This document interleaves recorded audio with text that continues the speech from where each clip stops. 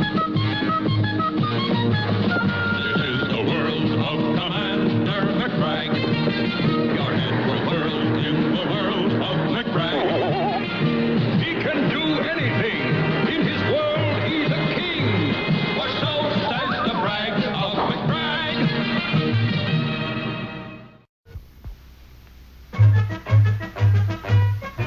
There, Arizona. Did I tell you how I became the all-time rodeo champion? No, Commander, but I was in Arizona when I was invited to take part in a rodeo. In the bronc busting contest, I drew a horse that had never been ridden by a living soul. He was the biggest horse in the world, wild as the wind, mean as a bear, and clever as a fox. He stood 10 feet high without his shoes on, and it took 20 men to hold him still. I grabbed the bridle and told the men to let go. He took off like a rocket.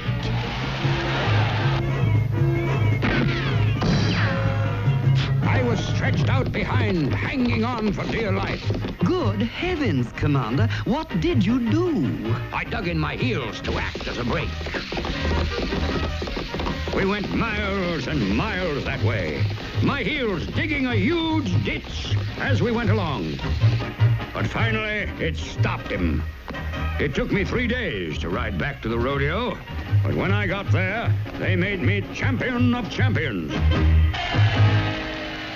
And as for that ditch I dug... Surely, Commander, you don't mean the Grand Canyon. Quite.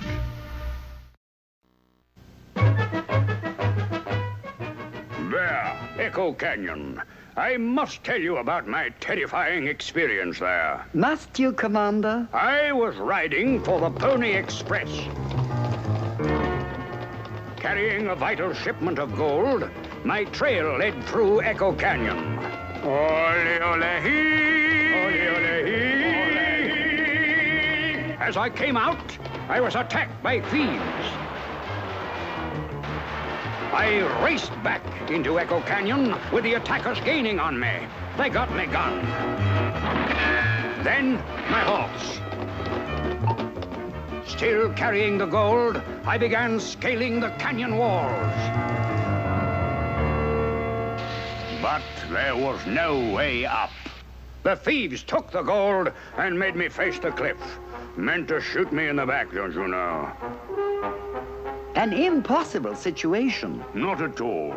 Remembering the echo, I quickly called out, "You're surrounded! Drop your guns! You're surrounded! Drop your guns! They dropped their guns in terror, and I marched the thieves to the nearest town as my prisoners. I say, echoes of the Wild West. Quite.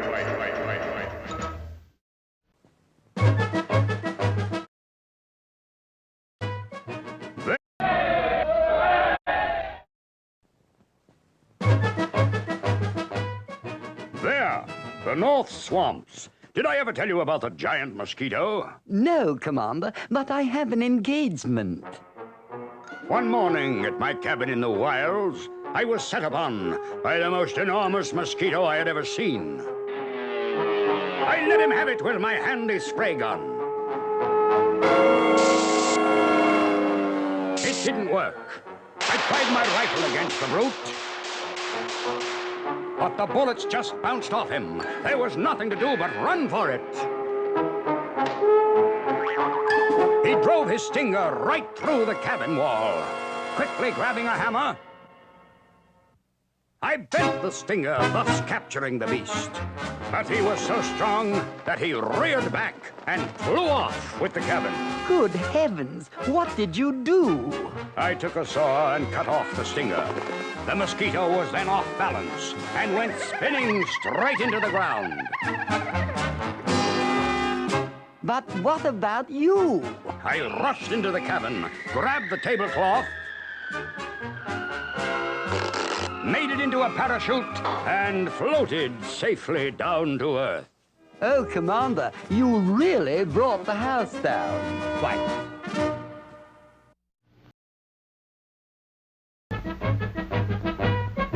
There, Australia. Have you heard of my encounter with the giant kangaroo? Was that the telephone, Commander? Exactly. I had received a call from the owner of a traveling circus. The world's strongest boxing kangaroo had escaped, and the chaps wanted me to help in locating him. I began my search entirely alone. Fearless, don't you know? Soon, I found the beast. The moment he spotted me, the kangaroo made ready for combat, and I did likewise. I was fast, but the beast had tremendous power in his right fist.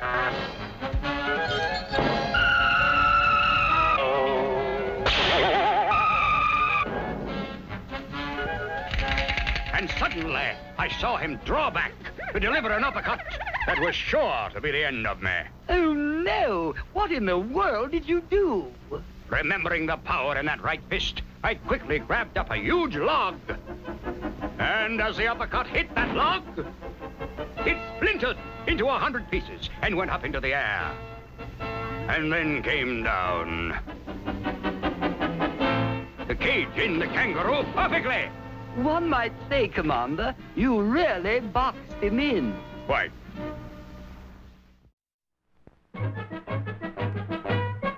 There, the Aurora Borealis Islands. Coldest islands in the world. Did I ever tell you I was shipwrecked there? I'm sure you did, Commander, and A storm blew me off course, and I struck a rock off the coast of the island. The boat began sinking, and I knew I would not last 2 seconds in the freezing water. I climbed the mast and kept right on going until I reached a passing seagull.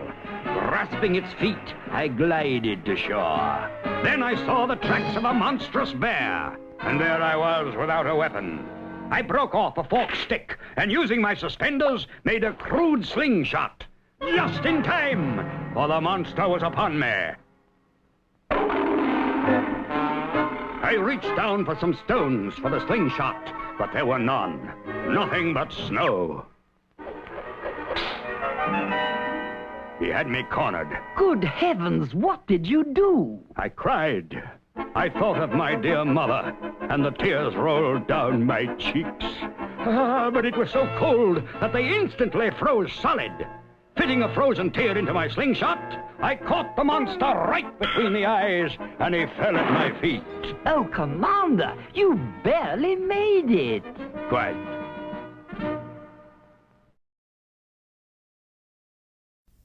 Far beneath the surface of the ocean, unknown to the rest of the world, was the kingdom of Mal-de-Mer, the home of a sinister people called Bubbleheads, who ruled the vast watery world beneath the 7 seas.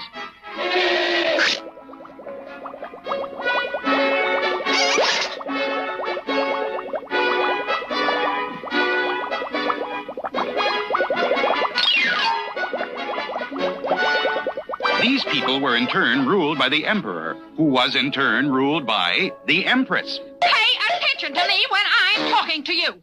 Yes, my dear. What have you done about taking over the dry land? I told you I'm sick and tired of this wet, wet world. I want to rule on dry land. Dry, dry, dry. I have one of our best scientists working on the problem, sweetie pie. I will ask for a report. You rang? Report. I have completed a machine that will destroy the landmen. What is it? What is it? A volcano machine, Majesty. Show me. If you will come with me. Here is the volcano machine. You see, I simply start pumping, and you watch that mountain on the television screen.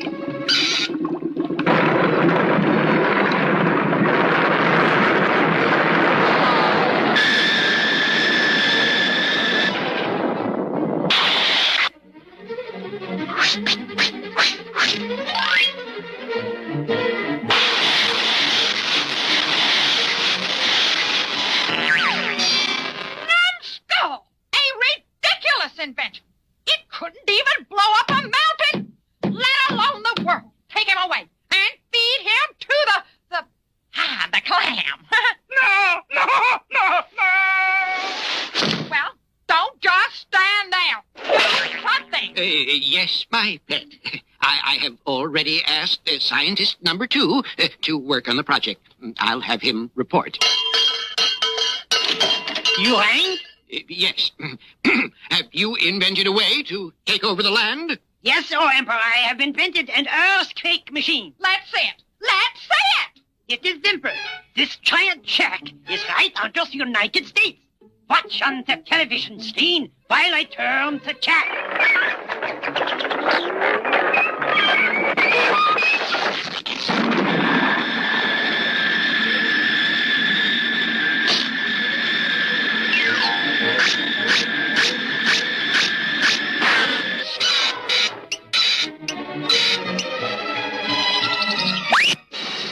Stupid! Your invention is a failure. Take him away to the clam. No! Well? There's one more scientist, sweetie. He's our very best. Have him report. You rang. What have you done about a machine to destroy the land people? I have invented a tidal wave machine. It will stir up the sea until a great wave will pour over the land and wash away all the people, and the land will be yours. Demonstrate. Observe. Out in the middle of the ocean, I have built a huge agitator. It will churn back and forth, and the waves will grow bigger and bigger until... Tidal wave. Tidal wave. Turn it on. Turn it on. It's working. It's working. It will take time. But when this needle gets to here, a giant tidal wave will wipe out the land people. Will the machine work?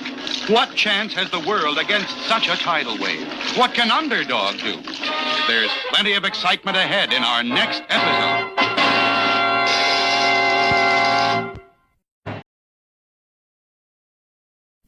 The bubble-headed people who lived at the bottom of the ocean had created a machine to make a huge tidal wave to wash away all the people who lived on land. It's working.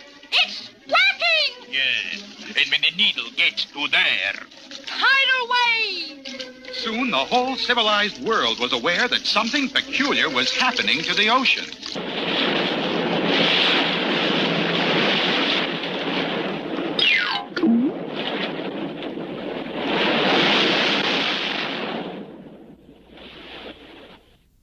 And no one seems to know the cause of the increasing storminess of the sea. However, we have with us the world's leading authority on the sea, Professor Moby von Ahab. Professor von Ahab. Just call me Moby. All right, Moby. I understand that you have located the source of the disturbance. Certainly. And it is right here in the middle of the ocean. And today, I am setting out for that very spot when I'm going to the bottom in the bathysphere to investigate. Oh, how thrilling. I wish I could come along and televise the whole thing for our viewers. Oh, but you can, my dear. I'd be delighted to have you. Did you hear that? If those fools come down here with a television camera, the whole world will know of our plan. They must be stopped.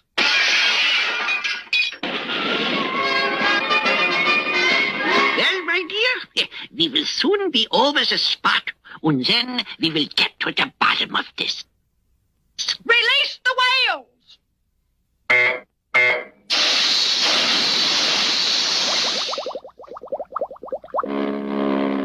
Whales! Whales! Whales! By Tooter, they're going to attack. They'll sink the ship. Underdog! Underdog!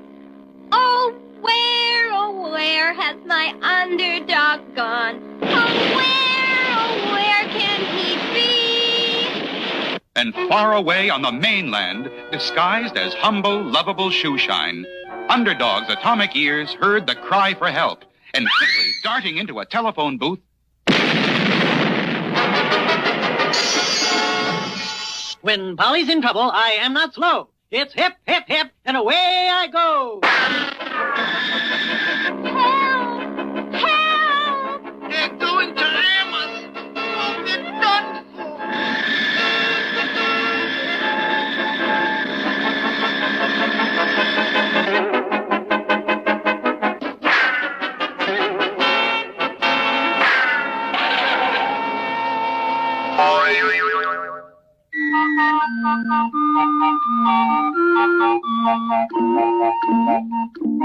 I can't believe it.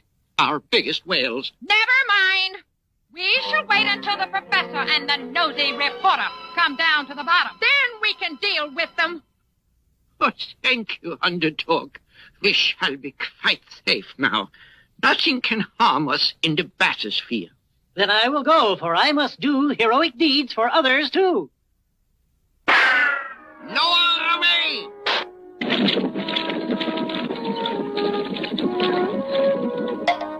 Here we are, television viewers, on the bottom of the ocean. Just look at that magnificent scenery. All those beautiful fish. But wait, what strange creatures are these approaching? They look like... why, they... The screen's gone black. Professor? Professor, are you there? No answer. Something's happened down there. What will the Bubbleheads do to Polly and the Professor? Can Underdog rescue them? Don't miss the thrills ahead in our next... Descending to the bottom of the ocean, Sweet Polly and the Professor were captured by the Bubbleheads, hauled into the mysterious underwater city of Mal de Mer,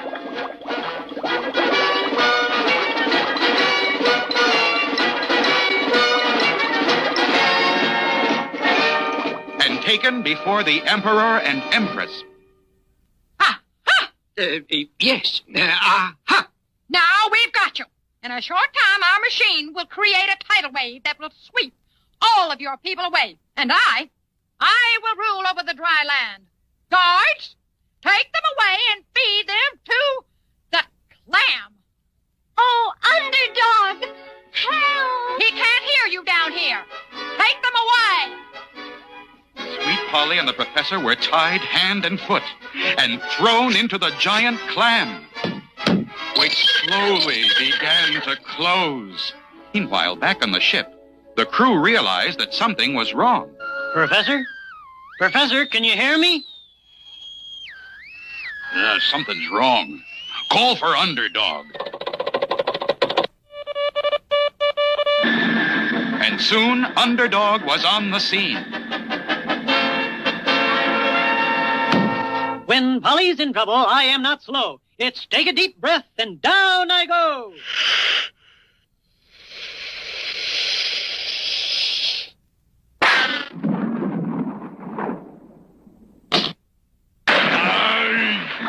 Down into the depths swam our hero, but his descent was watched by enemy eyes. Oh, my, it's that Underdog character again. I'll stop him. Send out the man-eating shark. How many? How many? How many?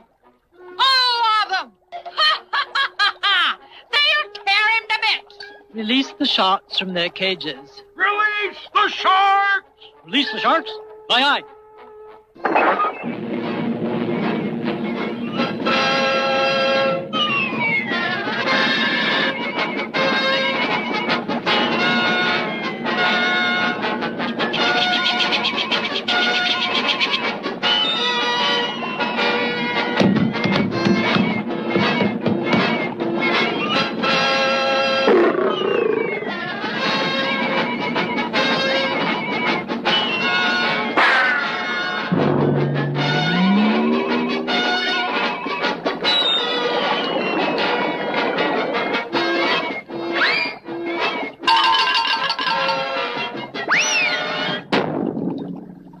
He's done it again. He's defeated our sharpest sharks. Never mind. He won't get past the guard at the gate.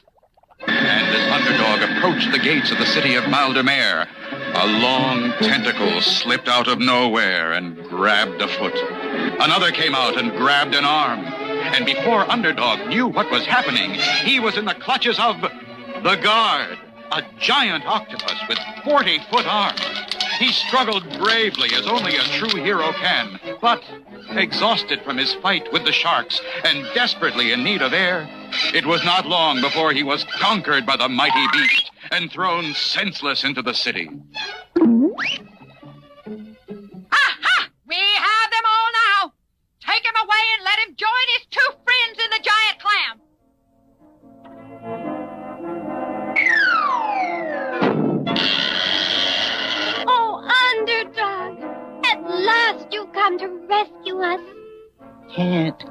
No strength. The clam is closing. We're lost.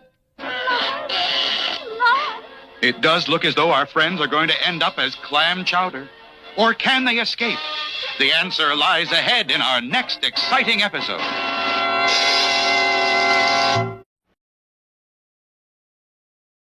Underdog, Sweet Polly, and the Professor had been thrown into the giant clam by the Bubbleheads. And Underdog, exhausted, was too weak to help. Oh, Underdog! The clam is closing tighter. Do something, please. My ring. Your ring? Yes, a secret place in my ring I fill with an Underdog energy vitamin pill. Of course. I forgot. Here, let me give it to you.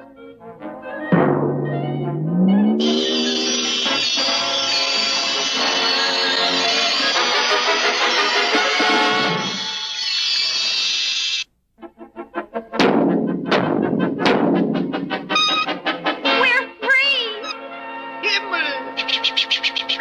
Instead of making you into chowder, I think I'll turn you into powder. Hurry, Underdog! You've got to stop the tidal wave machine. What? And quickly, Sweet Polly explained how the Bubbleheads had invented a machine that was creating a huge wave to destroy the Earth. I am the hero who has to save the helpless world from the giant wave. Little did they know that their every move had been watched by the Empress on her screen. Stop them! Only a few more minutes and the machine will have made a tidal wave. Send out the troops with the bubble gun. Halt or we shoot! Sticks or stones can't break my bones, and bullets never hurt me. Shoot! It's only a bubble. Break out, Underdog. Ah, let him try.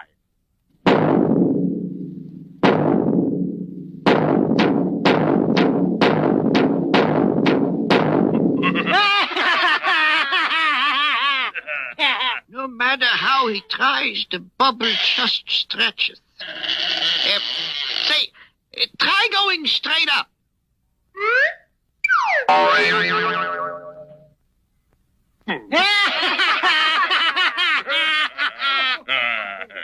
I'd make them laugh a different tune if I could escape this bubballoon. Balloon. That's it. Here, take this pin and jab the bubble. Aha! Shoot! Shoot! Shoot! Scat! Hurry, Underdog. We've got to stop the machine. Yes, the machine had to be stopped immediately, for the waves were getting higher and higher, and in another minute, they would flood the land. That's the monster guard, the machine. He beat Underdog before. And so, once again, Underdog faced his old enemy. But this time, he wasn't exhausted and charged right into the huge octopus. Moving with the speed of light, Underdog tied the octopus into knots, tucked in the loose ends, and hurled it straight into the wave machine. Oh, you've done it, Underdog. You've stopped the machine. The world is safe. But how are we going to get back? There's no need to fear. Underdog is here. And quickly popping Polly and the Professor into the bathysphere, Underdog shot up through the roof of the city of Maldemare, swam to the surface, and placed Polly and the Professor safe and sound on deck. My hero. I am a hero the whole world knows, so it's hip, hip, hip, and away I go. Look, in the sky. It's a plane. It's a bird. It's a frog. A frog? Not plane nor bird, nor even frog. It's just little old me, Underdog.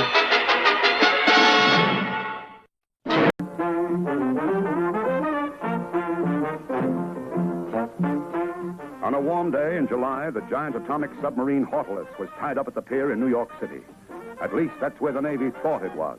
But when the crew came down to get on board, the giant submarine had vanished. Immediately, the captain told the ensign. The ensign told the chief told the mate told the seaman, and the seaman said, I'll call in my cousin. His name is Flanagan. He's a cop. So they called in Officer Flynn Flanagan, and Officer Flanagan said, Sure, and there's only one person clever enough to make away with the whole submarine, and that person is the fox. And there's only one person clever enough to catch the fox, and that's the hunter. At that very moment, the hunter, tired out after his hard work on the case of the trampoline tramp, had decided that he needed a vacation.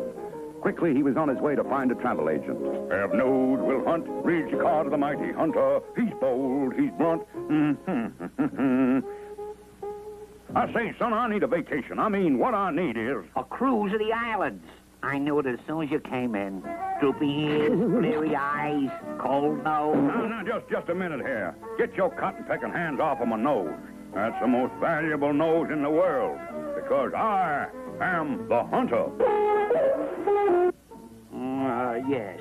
Well, Hunter, old boy, you come to the right place. Got a special on today. A beautiful, relaxing cruise among the islands. Yeah, a big boat, son? The best. Just look at this. Well, now, that's a strange-looking liner. Looks like, almost looks like a submarine. Where's the first-class deck? It's all first class, Hunter. Fun every minute. Deep-sea fishing, deep-sea deck games, the pleasure of good companionship. Let's go. Down the hatch. Well, I never did see such cramped quarters. Not cramped, Hunter. Cozy. Yeah, well, I'm a man of action, son. Built red-blooded. Need exercise. You got a swimming pool on this ship? Biggest swimming pool in the world. Well, lead me to it, son. Right this way, sir. Fire one. Enjoy your swim, sir? Now, see here, son. I've been on this cotton-blooming boat for 2 days, and I haven't seen one island. I demand to see some islands. I want to see palm trees a-swinging, ukuleles a-playing. A passenger's wish is my command. Give you a chance to see all the islands, from the bottom up, so to speak. Up, scope. Feast your peepers on that, Hunter, old boy. Well, now, that island looks kind of familiar, almost like New York, but, that music tells me it's Hawaii, all right, little old Hawaii. Say, it looks like a police boat coming this way. Must have got off course. Down, I came here to relax, want to play games, shuffleboard, deck tennis, and such like. Right this way, sir. Coast is clear now. I'll have everything set up in a minute. Well, say now, a shooting gallery on board the ship. What won't they think of next? Now, wait a minute. Stop! Stop, you white brain! Stop! Say, there's that police boat again. Crash time! I knew it. The blinking boat is sinking. The boat and blink is winking. I mean, the soaking wood is kicking. He's going down. Hats off, men. He was a gallant ship. Floating along. I'll just hold on and drip wood. That's a joke, son. The fox, unable to steer the submarine because the hunter's hand was over the periscope, was forced to surface. Hold on to your tickets, boys. The ship shall rise again. Well, I might have known it. Hunter, you've done it again. The stolen submarine and the fox. How can we ever repay you? Well, now, a few medals might be in order, but maybe a small ceremony at the White House. Who was that brave sub-tracker? That admiral, sir, was the hunter.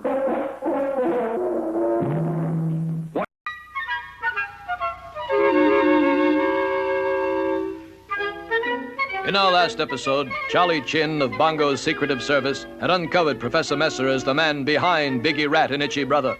Meanwhile, Biggie had gotten word that Chin and Odie Coloni were on Messer's trail, and Biggie convinced Professor Messer that he had to come up with a super weapon to completely defeat the king. Voila! Chef Pierre Mercer's French pastry paste. She will stick forever. That does it, Mess. Now we've got the king for sure. But, how, Big? I'm like, not with the plot. Simple, blockhead. We glue Kingsley to the palace wall. When he can't put in an appearance, we tell the crowd he's gone. Then we take over. Meanwhile, Charlie Chin and Odie Coloni had been desperately searching the kingdom for Professor Messer's laboratory. Actually, unknown to Charlie Chin and Odie Coloni, Professor Messer had disguised his laboratory as a delicatessen.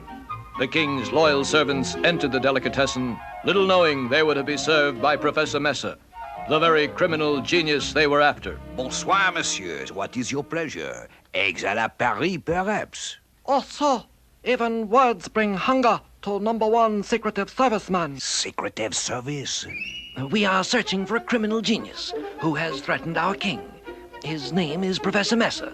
Do you know where he has his laboratory? Seems like she is familiar. You eat and I do the thinking. And I have this specialty of the house for you. Nitro Napoleons. They will surely pep you up. A feast fit for a king. Maybe fit for the king's servants. Well, who knows? Perhaps they shall be the first to see the moon. Luckily, the king's faithful servants landed safely, miles away from Professor Messer. Oh, sir, confusion say sometimes spicy food too hot to handle. Sir de Cologne, we've been searching everywhere for you. An important message. In code. It must be important. I'll just use my Odie decoder. GKXT. Yes, I have it. It's for you, Chin. Oh, bad news. Message say Biggie, Rat, and Itchy Brother on way to palace with dishonorable plot against king. Oh, we must hurry. My king is in danger. Hello, Kingsy. We just got an order for you, French pastry. Ooh, delightful. I hardly realized it was lunchtime. Just stand over here, Kingsy, and we'll put on Chef Pierre Messer's pastry bib. Yeah, it's like, keeps the pie out of your eye. Stop it, you numbskull. I can't see a thing. Get this confounded thing off my face. Sorry, Kingsy, old pal. Looks like you're stuck with it. Now, let's get out to the people and finish our plot. Only a short while after the cagey criminals had left, Charlie Chin and True Blue Odie Cologne entered the royal throne room. What's this? Oh, no, too late. Oh, come, we must help my king. Together now. Pull. Again, we must not fail. So I say, where's the king? Gone, that's where. If he's here, let's see him. And if he's not, here's your new king, Itchy Brother. The king! The king! We want the king! Where is he? Where's the king? Bring out the king! Hey, where's the king? All is lost. King Leonardo cannot appear, and the subjects will turn to Itchy Brother. Yes, it seemed indeed that Biggie Rat and Itchy Brother had won. But suddenly, strange sounds coming from the palace stopped the noise of the crowd. Then... Here is your king, King Leonardo the Great. Yes, with the help of Charlie Chin, King Leonardo had been sword free. And stiff but stalwart, he faced his happy subjects. But what of Biggie and Itchy? What new plots will they plot? Don't miss the next exciting episode of The King and Odie.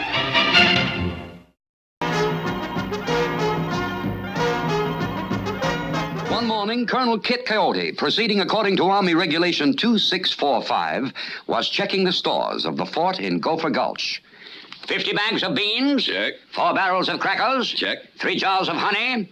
2. I said 3. T-H-R-E-E-E. Begging the Colonel's pardon, but there's only 2. T-O-O-O. We've been robbed. Robbed. Look around for clues, Sergeant. Well, here's a lot of clues, Colonel. Indian tracks, plain as day. It's those Gopher Indians. I knew it. After them, Sergeant. Colonel Miss Honey. Soon he be on our trail. You got him planned?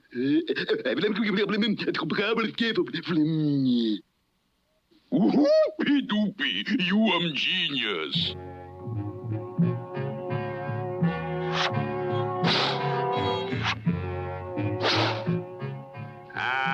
Sergeant, the trail leads right into that hollow log. We've got them now. I wouldn't be too sure. Nonsense, Sergeant. Follow me. Charge!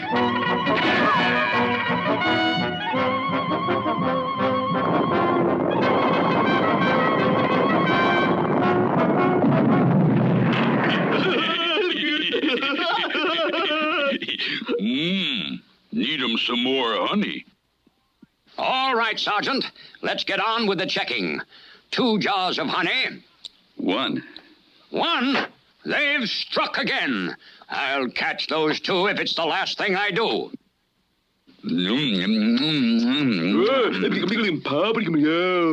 Oh, Colonel be mad? You got 'em planned? Colonel get 'em stuck? Whoopie-doopie.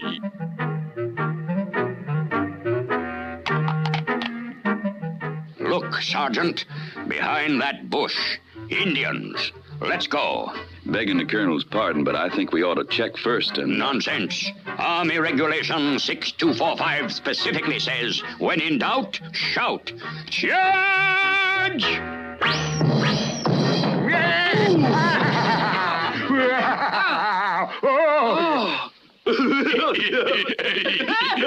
Him get 'em stuck, all right. Oh, you want 'em more, honey? All right, now let's get on with the job. 1 jar of honey.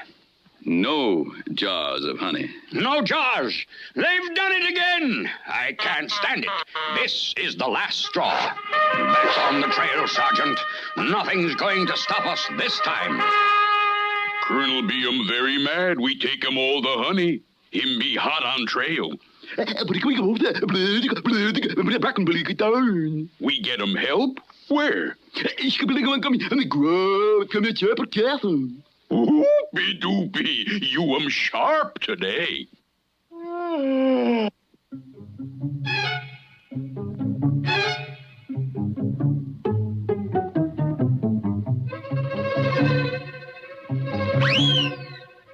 The trail's very clear, Sergeant.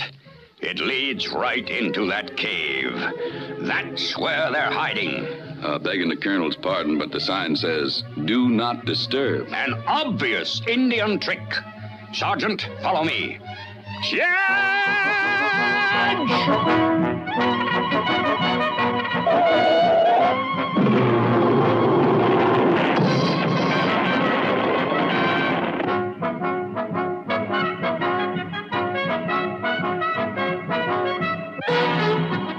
You all watch our next adventure. It ought to be a honey, too.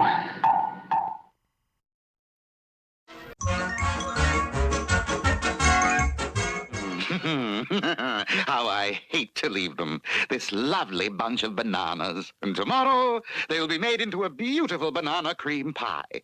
That's why you must guard them, Klondike. You just go ahead and see the governor, Major Minor. I'll take care of that bunch of bananas. I know I can depend on you, Klondike. And be sure to watch out for savoir-faire. Why, if that mouse so much as comes near this house, I'll... What in the world is that noise in the kitchen? Is there somebody out there in the kitchen?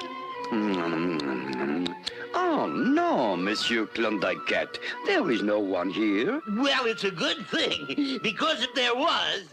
Uh-oh!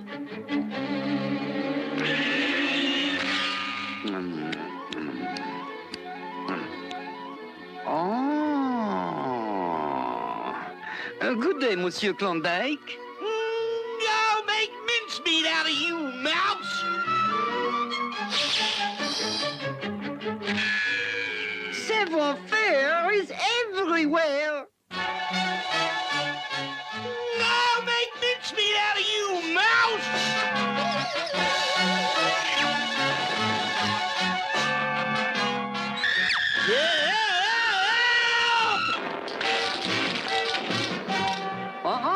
Here he comes again. Perhaps now I can use the banana peels. I'm gonna get you, savoir-faire!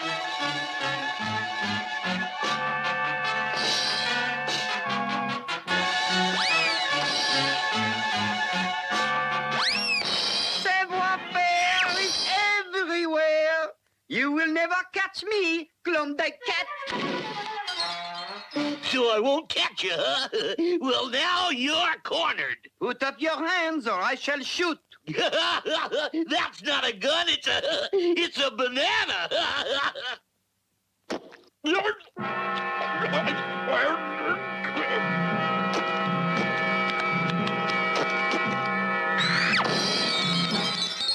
If I can't catch that mouse, I'll trick that mouse with this dynamite.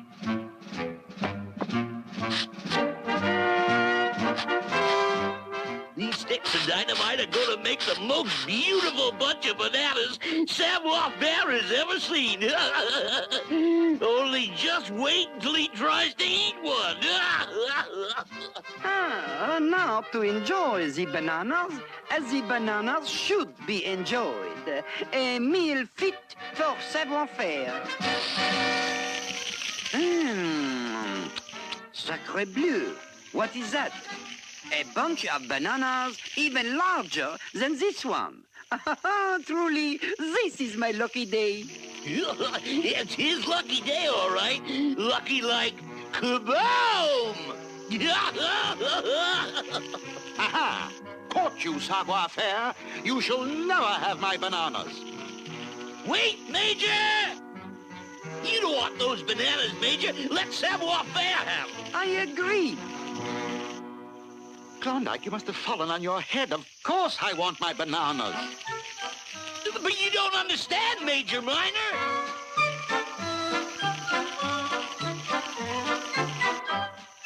They're not bananas. They're dynamite. Dynamite? Dynamite? That's what I've been trying to say. These are sticks of dynamite. The fuse is going to go off any second.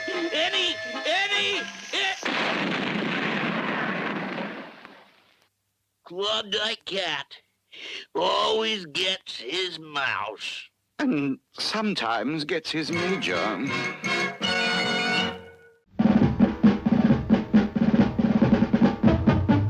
On the 22nd floor of a large apartment building, events were taking shape that would have a great effect on Tennessee Tuxedo and his pal Chumley. So you won't talk, eh? We'll take that, and this.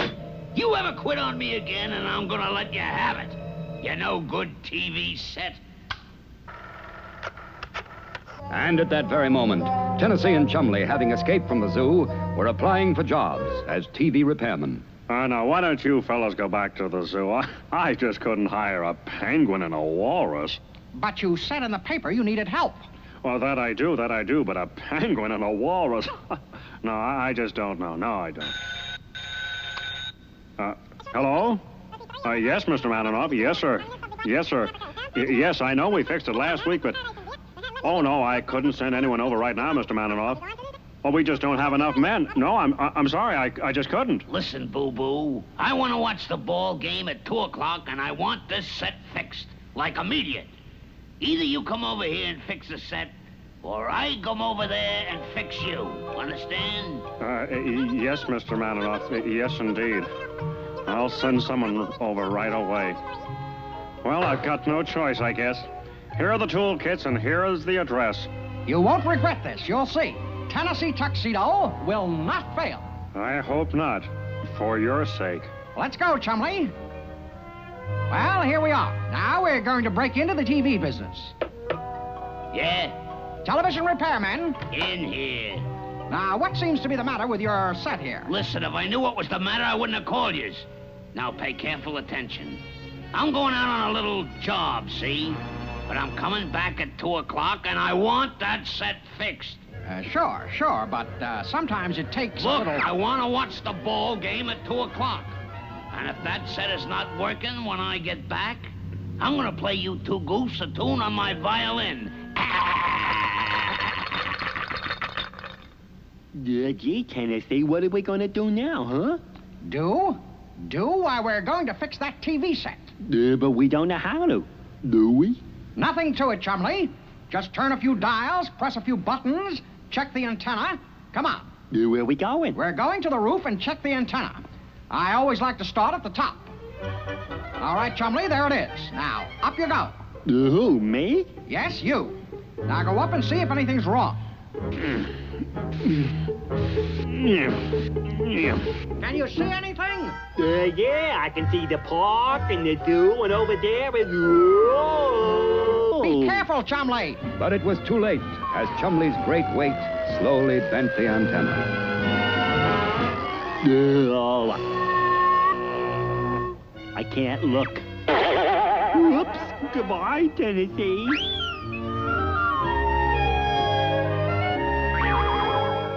Hello, Tennessee. Goodbye, Tennessee. Hello, Tennessee. Goodbye, Tennessee.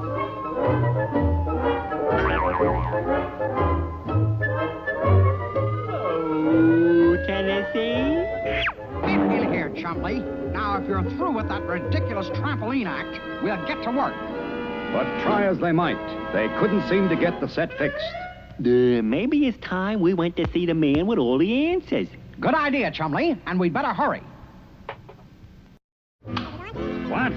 That pesky penguin and walrus have escaped again? Well, I'll get right on the case. Don't worry, Mr. Livingston. I'll find them. Meanwhile, at the office of Phineas J. Whoopi, Tennessee explained the predicament. So you see, Mr. Whoopi, we've got to get that set fixed, or Mr. Maninoff's going to play us a tune on his fiddle. Yeah. Well, we can't let that happen, can we? So let's see if we can't get a clear picture. Yes. Are you going to use the 3D BB? But of course, my boy. And I've got something else, too. I've got the real thing. A TV set? Yes, and a TV camera, too. So you can see how it all works from start to finish. Phineas J. Whoopi, you're the greatest. Of course, yep. Now let's see what we have here on the fabulous three-dimensional blackboard. This is a television camera. On the front, it has a lens just like a regular camera, but inside, it's very different. Inside, instead of film, there's a long electron tube called an orthicon. The orthicon takes what the lens sees and turns it into electric current, which is called a picture signal. This picture signal is sent over a cable to the transmitter, where it is turned into waves, and whoopee! It's sent over the air to your set. Could you show us on the real camera, Mr. Whoopi? But of course, my boy, of course. I'll turn the camera on Chumley, and you turn on the set. Can you see him now? Perfect. Well, don't just stand there, Chumley. Do something. You're on TV. I will now perform a military tap.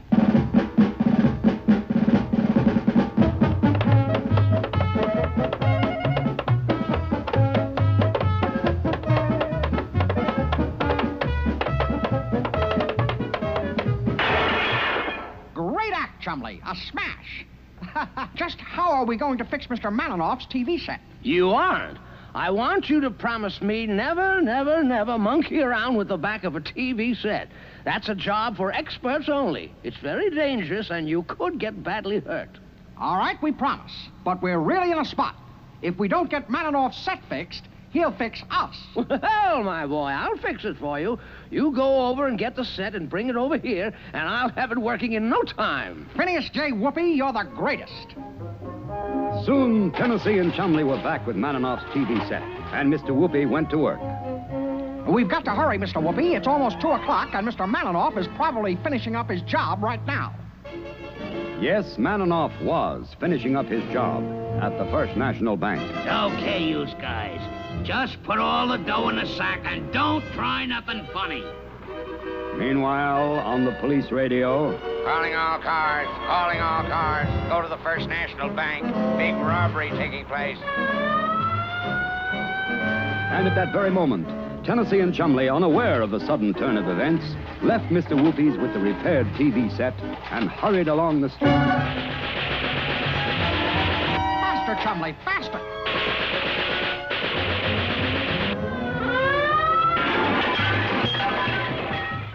Now, isn't that a pretty picture? All right, boys, take 'em away. And while we're at it, we'll drop off this TV set at the zoo. Wait till Stanley Livingston catches this act. Chumley, this is not what I meant by breaking into television.